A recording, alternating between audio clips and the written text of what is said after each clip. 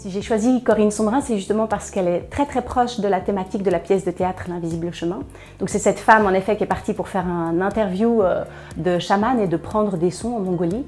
Et en fait, alors qu'elle était en train de prendre des sons, elle est partie en transe, alors qu'elle connaissait rien à ce monde-là.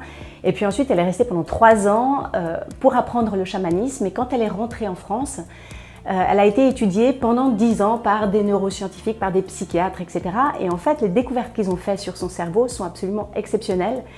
Et c'est en partie donc sur ces découvertes-là que j'ai écrit la pièce L'Invisible Chemin. C'est-à-dire qu'il y a vraiment des parallèles maintenant qui sont tirés entre ces neurosciences, cette transe cognitive et non pas chamanique, dans laquelle elle arrive à se mettre, et la créativité, l'inspiration, mais aussi le bien-être, ou alors même on peut tirer des informations sur ce que sont les maladies psychiatriques d'après ces expériences et ces découvertes qu'ils ont faites sur le cerveau de Corinne Sombrin.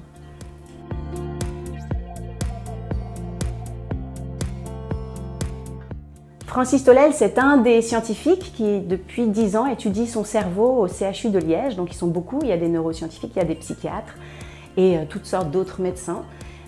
Donc voilà, Francis Tolel va faire un petit exposé un petit peu plus précis et scientifique sur ce qu'ils ont découvert et ce qui découle de ces découvertes, surtout dans la science d'aujourd'hui, pour pouvoir l'adapter et en tirer vraiment des enseignements pour notre vie de tous les jours.